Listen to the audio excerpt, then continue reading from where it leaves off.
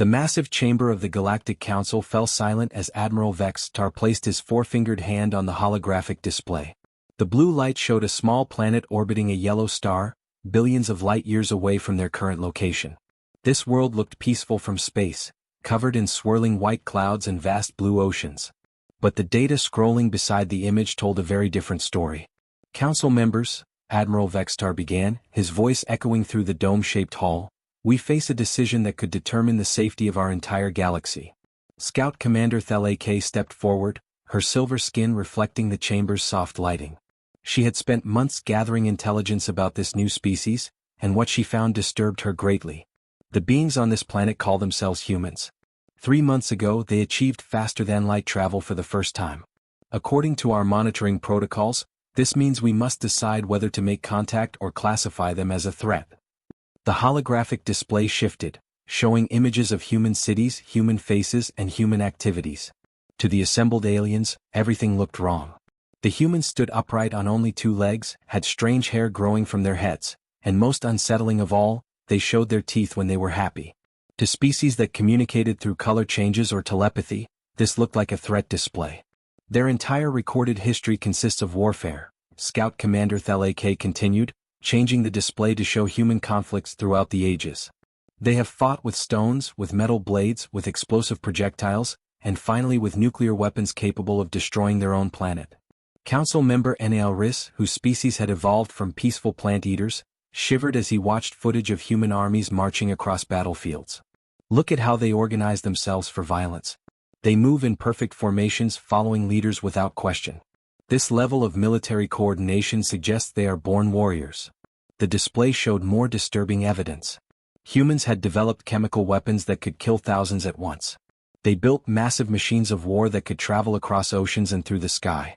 Most frightening of all, they had created weapons that could split atoms and level entire cities. In just 200 years they went from simple gunpowder to antimatter research, Admiral Vextar observed, studying the technical specifications that their scouts had gathered. No species in our records has advanced their weapons technology this quickly. Most civilizations take thousands of years to progress from basic tools to space flight. These humans did it in mere centuries. But the evidence that truly worried the council members was how humans entertained themselves. Their movies and books were filled with stories about conquering other planets and destroying alien species. They seemed to enjoy imagining scenarios where they fought against beings from other worlds. They create fictional entertainment about galactic conquest, Council member Nal Riss said, his voice trembling with concern. They imagine scenarios where they exterminate entire alien civilizations, and they watch these stories for pleasure. What kind of species finds joy in thoughts of genocide? The debate that followed was intense and lengthy. Some council members wanted to immediately place the human solar system under quarantine, preventing them from spreading beyond their own star. Others suggested they should strike first, using their superior technology to disable human space capabilities before they became a threat. "We cannot ignore the danger they represent," argued Commander Zethlock of the Warrior caste. "Every piece of evidence suggests they will expand aggressively once they perfect their space travel. We should act now while we still have the advantage." But Ambassador Keelven of the peaceful Zelani species urged caution. Her people had evolved from creatures that lived in harmony with nature, and they believed in solving conflicts through understanding rather than force. "We have made mistakes before by judging species too quickly. Remember the Korthak incident 50 years ago? We nearly destroyed a civilization that turned out to be peaceful builders." The chamber filled with worried murmurs as council members remembered that shameful episode. The Korthak had appeared aggressive because they built massive defensive structures, but they were actually trying to protect themselves from natural disasters on their planet. "What do you propose, Ambassador?" Admiral Vextar asked, though his tone suggested he was not optimistic about peaceful solutions. Ambassador Keelven stood gracefully, her pale blue skin shimmering as she spoke. "We send the diplomatic vessel Harmonious Convergence to their solar system for cautious first contact. We approach them carefully, observe their true nature, and give them a chance to prove whether they are truly as dangerous as our intelligence suggests." "And if they attack our ship?" Commander Zethlock demanded. "Then we withdraw immediately and implement full containment protocols," Ambassador Keelven replied calmly. "But if we are wrong about them, if they are capable of peace despite their violent history, then we will have gained valuable allies instead of creating unnecessary enemies." The vote was closer than anyone expected. Many council members remained convinced that humans were too dangerous to contact. Others worried that attacking first would make them no better than the aggressors they feared humans to be. Finally, after hours of debate, diplomacy won by just 3 votes. The great ship Harmonious Convergence began preparations for the long journey to the Sol system, its crew nervous about what they might find when they arrived. As the council session ended, Admiral Vextar looked once more at the image of Earth spinning peacefully in space. He hoped Ambassador Kielven was right about giving the humans a chance. But he also ordered the fleet to prepare for the worst possible outcome. The ship departed the next day, carrying the hopes and fears of an entire galaxy toward an uncertain encounter with humanity. The morning sun cast long shadows across the Pentagon's corridors as Colonel Lee Daeho walked toward the most important meeting of his life. His polished boots clicked steadily against the marble floor, each step echoing the weight of responsibility he was about to carry. Behind the heavy wooden doors ahead, Earth's most powerful leaders waited to discuss something that had never happened before in human history. The briefing room was filled with tension so thick it could almost be touched. General Park sat at the head of a long table, surrounded by diplomats in expensive suits, scientists with worried expressions, and military officers whose medals caught the fluorescent light. Everyone turned to look at Daeho as he entered and stood at attention. "At ease, Colonel," General Park said, gesturing to an empty chair. "We have a situation that requires your unique skills." Daeho had been wondering why he was called to this meeting. His military record was solid but not exceptional. He had served in peacekeeping missions in Africa, diplomatic security in Europe, and conflict resolution in the Middle East. What made him special was his combination of combat experience and education in international relations. 3 days ago, General Park continued, our deep space monitoring stations detected an unknown object approaching our solar system. Yesterday we received a transmission from that object. It was clearly artificial and clearly not from Earth. The room fell silent as the implications sank in. First contact with an alien civilization was no longer science fiction. It was happening right now. Dr. Sarah Chin, the lead scientist on the project, leaned forward. The transmission was mathematical at first, then progressed to what appeared to be peaceful intentions. However, we cannot be certain of their true motives. General Park opened a thick file and placed it in front of Daeho. Colonel Lee, your record shows combat experience in 3 different theaters of operation, fluency in 6 languages including Arabic, French, and Mandarin, and advanced degrees in both international relations and military strategy. More importantly, you have successfully negotiated ceasefires with hostile forces while maintaining military readiness. Daeho studied the faces around the table. These people were scared and they had every right to be. Humanity was about to meet beings from another world, and no one knew whether they came in peace or war. What exactly are you asking me to do, sir? Daeho asked. The President has selected you to lead humanity's first contact team, General Park replied. You will represent both our military capabilities and our diplomatic intentions. You need to show them we are not weak, but also that we prefer peace to conflict. The weight of this responsibility was staggering. Daeho would be speaking for all of humanity, and his words could determine whether Earth's first contact with aliens would lead to friendship or war. Over the next 2 days, Daeho worked around the clock to prepare for the most important conversation in human history. He assembled a carefully chosen team of specialists. Lieutenant Kim So-young was selected for communications because of her expertise in linguistics and her calm demeanor under pressure. Major Choi Min-ho would handle security protocols, ensuring the meeting would be safe without appearing threatening. Dr. Han Yi-jin, a brilliant xenobiology consultant, would help interpret any biological or cultural differences they might encounter. The newly established First Contact Command Center buzzed with activity as the alien vessel, which called itself the Harmonious Convergence, entered Earth's orbit. The ship was massive, easily 3 times larger than anything humans had ever built. Its smooth, curved surface reflected sunlight like a mirror, and it moved with a grace that suggested technology far beyond human understanding. When the alien transmission finally arrived, everyone in the command center held their breath. The message was complex, containing mathematical formulas, star charts, and what appeared to be peaceful greetings in multiple alien languages. Many of the military advisors wanted Daeho to respond with a show of force, perhaps by having fighter jets escort the alien vessel or by broadcasting humanity's military capabilities. But Daeho chose a different approach. Instead of military posturing, he transmitted mathematical sequences that showed human understanding of universal constants. He included artistic expressions, samples of human music and visual art, and peaceful greetings in multiple human languages. His message was designed to show that humans were intelligent, creative, and peaceful, while still demonstrating their technological capabilities. Aboard the Harmonious Convergence, Ambassador Kielven watched the human response with growing surprise. Her pale blue skin shimmered with confusion as she studied the transmission. "This is not what our intelligence reports predicted," she said to her aide, a smaller alien with large, dark eyes. "We expected aggressive posturing, threats, or demands for surrender. Instead, they send us mathematics, art, and poetry." The view screen showed the human who had sent the transmission. Colonel Lee Dae-ho appeared calm and confident, but not in the way of a warrior preparing for battle. His confidence seemed to come from inner peace and genuine curiosity about the beings he was addressing. "Look at his posture," Ambassador Kielven observed. "He stands straight and alert, showing military training, but his hands are open and relaxed. His facial expression shows interest rather than aggression." Her aide studied the human carefully. "His clothing suggests rank and authority, but it is not covered in weapons or symbols of conquest. The humans behind him appear ready for action, but they are not pointing weapons at us." Ambassador Kielven had spent years studying species throughout the galaxy, and she had developed an instinct for reading the intentions of others. Something about this human colonel suggested that their intelligence about humanity might be incomplete or entirely wrong. "Fascinating," she murmured, watching as Dae-ho prepared his next transmission. "Perhaps our intelligence was incomplete." The Grand Diplomatic Hall aboard the Harmonious Convergence was unlike anything the human delegation had ever seen. The circular chamber stretched high above them, with walls that seemed to be made of living crystal that pulsed with soft, changing colors.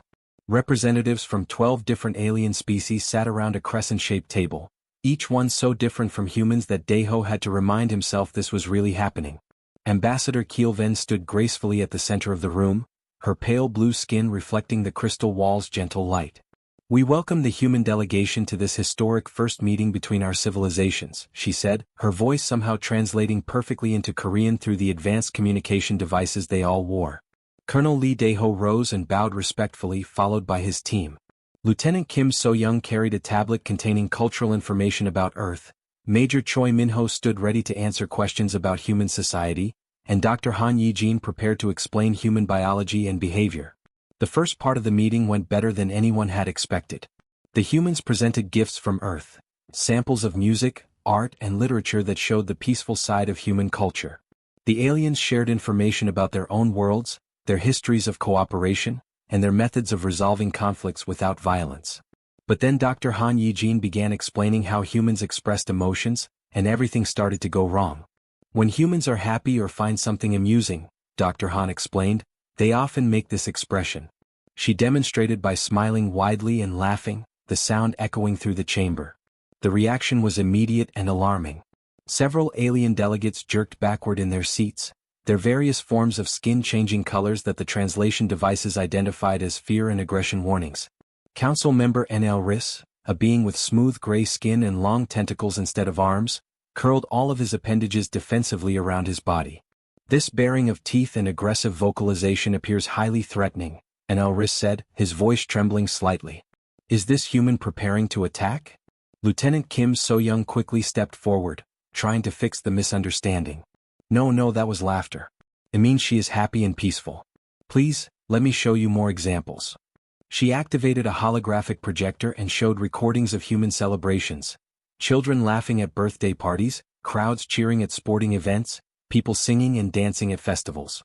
But instead of helping, these images made the situation much worse. The alien delegates watched in horror as humans ran around chasing balls, tackled each other in football games, and competed in boxing matches. To beings whose species had evolved to solve problems through quiet meditation and gentle discussion, these activities looked like training for warfare. "They gather in large groups to practice combat," whispered the Vorthan representative, a tall, thin being with 4 arms. "Look how they strike each other and celebrate violence. The loud vocalizations and aggressive movements suggest they are preparing their young for battle," added another delegate whose species communicated through color changes rather than sound. The mood in the room grew tense and fearful. Some delegates began moving toward the exits, clearly ready to end the meeting and report back that humans were as dangerous as their intelligence had suggested. The situation became even worse when the discussion turned to territorial boundaries and human expansion into space.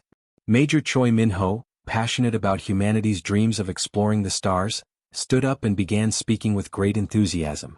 Humans have always been explorers, he said, his voice rising with excitement as he gestured with his hands. We crossed oceans to find new lands, we climbed the highest mountains, and now we reach for the stars. Space exploration is our destiny, and we will not be contained to one small planet. His animated gestures and raised voice, which would have seemed perfectly normal to other humans, triggered panic among the alien delegates. The Vorthan representative immediately activated personal energy shields that glowed around his body, while others began backing away from the table. Aggressive territorial claims, Anaelris said urgently. Combined with threatening postures and vocal dominance displays. This confirms our intelligence reports. Colonel Lee Daeho realized the meeting was about to fall apart completely. Everything the humans did seemed to confirm the aliens' worst fears about their species. He needed to act quickly before the opportunity for peaceful contact was lost forever. Please, he said, raising his hand calmly but firmly. May I show you something different? The room fell silent as Daeho activated his own projector.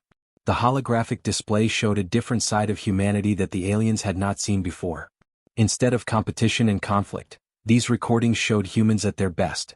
The first image was of firefighter Kim Jae-wook, running into a burning building to rescue a family trapped on the upper floors. The aliens watched as he carried out children, went back for the parents, and then returned again to save the family's elderly grandmother, risking his own life for strangers. The second recording showed medic Park Soo-min working in a field hospital during an international conflict. The aliens observed as she treated wounded soldiers from both sides of the fighting, giving the same careful medical attention to enemies as she gave to her own people. The final image was of Commander Na Eun-ji coordinating international humanitarian relief efforts after a massive earthquake. The aliens saw how she organized rescue teams from 20 different countries, working together despite their different languages and cultures to save lives and provide aid to survivors. We are competitive, yes, Daeho said quietly as the recordings ended. We are emotional, certainly. But observe carefully, our strongest warriors often become our greatest protectors. Ambassador Kielven leaned forward, her skin shimmering with what the translation device identified as intense curiosity. These humans were far more complex than their initial assessment had suggested. The peaceful atmosphere in the diplomatic hall was shattered when piercing alarms began screaming throughout the massive alien vessel. Red warning lights flashed along the crystal walls, and the gentle humming of the ship's engines changed to a harsh, urgent sound that made everyone's hearts race. Ambassador Kielven's skin immediately shifted to a deep purple color that the translation devices identified as extreme alarm. She pressed her hand against a communication panel that appeared from nowhere on the smooth table surface. What is happening? She demanded. The voice of the ship's tactical officer crackled through the speakers, filled with panic and fear. 3 ships approaching fast from the outer system. They are heavily armed and moving in attack formation. Energy signatures match Vorthan Empire raiders. The floor beneath their feet shook violently as the first weapon impacts struck the harmonious convergence. Several of the smaller alien delegates were thrown from their chairs, and the holographic displays flickered and went dark. They are demanding we surrender all diplomatic representatives, the tactical officer continued, his voice breaking with stress. They want to capture everyone aboard for ransom or sail to the highest bidder. Panic spread through the chamber like wildfire. Some delegates began running toward the exits, their various forms of limbs moving in ways that showed pure terror. Others froze in place, unable to process what was happening. A few began making high-pitched sounds that the translation devices could not interpret but clearly indicated distress. The alien delegates expected the humans to react the same way. Based on their intelligence reports, they thought the humans would either flee in fear or immediately turn violent and aggressive. Instead, they witnessed something that completely surprised them. Colonel Lee Daeho did not run or panic. Instead, he seemed to become calmer and more focused as the danger increased. His training as a military officer took over, and he began issuing orders with quiet authority that cut through the chaos. Lieutenant Kim, establish immediate communication with our escort vessels, he said clearly. Tell them we have a diplomatic emergency and request immediate support. Lieutenant Kim So-young nodded and began working on her communication device, her fingers moving quickly but steadily despite the ship shaking around them. Major Choi, coordinate with ship security, Daeho continued. Find out their defensive capabilities and how we can help. Dr. Han, start organizing the evacuation of non-combatants to the safest areas of the ship. The aliens watched in amazement as the humans moved with purpose and coordination instead of fear and confusion. They had expected the humans to abandon all pretense of diplomacy and revert to the savage, aggressive behavior their intelligence reports had predicted. Instead, they saw Colonel Deho position himself between the alien delegates and the exits where danger might come from. He was not running away from the threat. He was putting himself between the danger and those who needed protection. Ambassador Kielven, Deho said, his voice calm despite another violent impact that shook the entire vessel. Your people know this ship better than we do. We know combat and defense. Let us combine our strengths to protect everyone aboard. Ambassador Kielven stared at the human colonel in amazement. Here was a member of a species they had classified as dangerously aggressive, and his first instinct was not to attack or flee, but to organize a cooperative defense to protect both humans and aliens.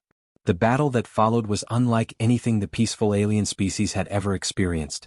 The Vorthan raiders were known throughout the galaxy as brutal pirates who showed no mercy to their victims.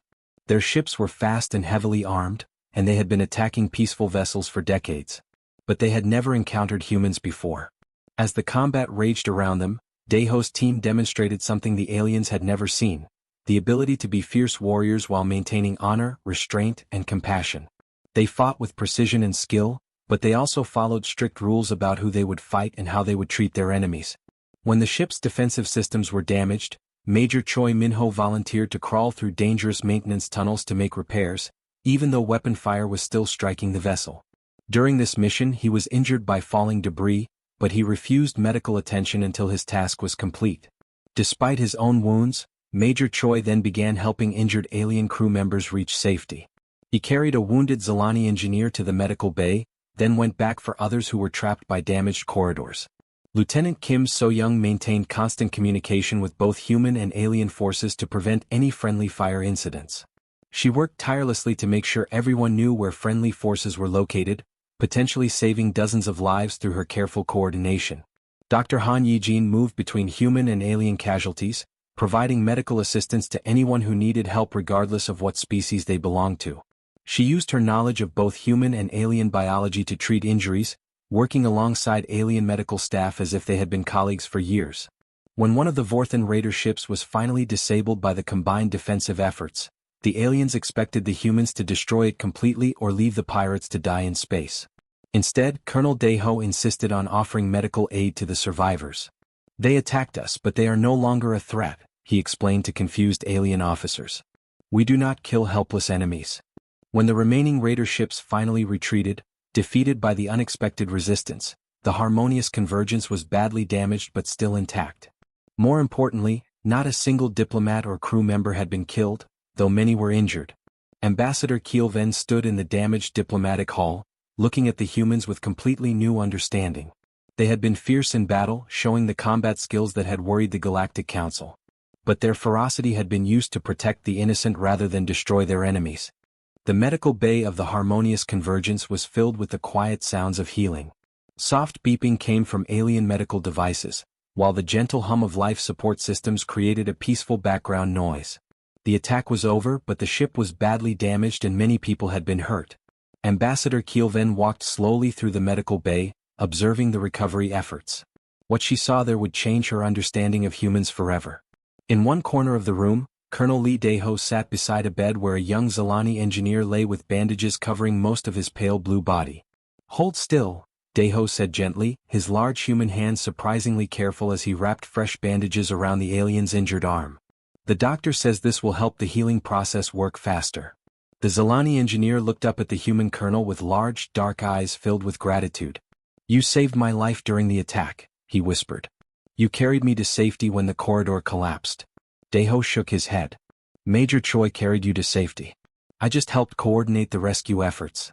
Ambassador Kielven moved closer, fascinated by what she was witnessing.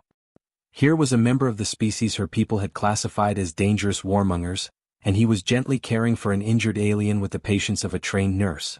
Your initial intelligence about humans was not wrong, Deho said quietly, finally noticing her presence but not looking up from his bandaging work. We are dangerous. We have fought countless wars throughout our history, developed terrible weapons that could destroy entire planets, and yes, we can be very aggressive when we need to be. He carefully secured the bandage and checked to make sure it was not too tight. The The Zilani engineer relaxed back against his pillow, clearly more comfortable now. But danger and evil are not the same thing, Deho continued, finally meeting Ambassador Kielven's curious gaze. A surgeon's blade is dangerous, but it heals rather than harms. A parent protecting their child is dangerous to any threat, but nurturing and gentle to their family. Ambassador Kielven looked around the medical bay with new eyes. Dr. Han Yijin was working alongside Zilani medical staff, sharing human medical techniques while learning about alien biology. She watched as Dr. Han showed the alien doctors how to use human emergency surgery methods, while the aliens taught her about their advanced healing technologies. In another part of the medical bay, Major Choi Minho sat with his arm in a sling, surrounded by young alien crew members who were listening intently as he explained basic defensive tactics. But he was not teaching them how to attack or conquer. Instead, he was showing them how to protect themselves and others if they ever faced danger again. The most important thing to remember, Major Choi was saying to his eager students, is that strength without wisdom is useless. You must always think before you act, protect the innocent first, and never use more force than absolutely necessary. One of the young aliens, a small creature with feathers instead of hair, raised her hand. But what if the enemy is much stronger than you? Then you use your intelligence, Major Choi replied with a smile. Sometimes the best way to win a fight is to avoid fighting at all. Sometimes the strongest thing you can do is to show mercy to your enemy. Ambassador Kielven spent the next 2 weeks observing the humans as the harmonious convergence limped toward the nearest council station for repairs. What she saw during those weeks completely changed everything she thought she knew about the human species. The humans worked tirelessly to help repair the ship, even though they had no obligation to do so. They shared their food with alien crew members, learned alien games and songs, and formed friendships that crossed the boundaries of species. Most importantly, they never once acted like conquerors or tried to impose their ways on others. Instead, they approached every interaction with curiosity and respect, eager to learn about alien cultures while sharing the best aspects of their own. When they finally reached the council station, Ambassador Kielven knew she had to completely revise her report about humanity. She spent days writing and rewriting, trying to find the right words to explain what she had learned. 2 weeks later, she stood before the full Galactic Council in the same chamber where they had originally debated whether humans were too dangerous to contact. The assembled representatives looked at her expectantly, ready to hear confirmation of their worst fears about this new species. Honored council members, she began, her voice clear and confident, I must revise our initial assessment of humanity. The chamber filled with worried murmurs as delegates prepared for bad news. Humans are indeed dangerous, she announced, causing several representatives to shift nervously in their seats. They are dangerous to those who prey upon the innocent, who threaten the peaceful, and who seek to harm the defenseless. She paused, allowing her words to sink in before continuing. But they are also capable of remarkable loyalty, wisdom, and restraint. They channel their strength toward protection rather than conquest, their aggression toward justice rather than oppression. The holographic display showed images of Colonel Lee and his team working alongside alien crew members, helping with repairs, sharing meals, and forming friendships. I recommend that humanity be invited to join our council, Ambassador Kielven concluded. Not despite their martial nature but because of how they choose to channel it. They have shown us what it truly means to be strong. The vote was unanimous. 6 months later, Ambassador Lee Dae-ho, promoted from his military rank, stood before the Galactic Council to take his oath as humanity's first representative. As he spoke his first words in his new role, the assembled species realized they had gained something precious. An ally who understood that true strength comes from knowing when to fight and when to extend a hand in friendship.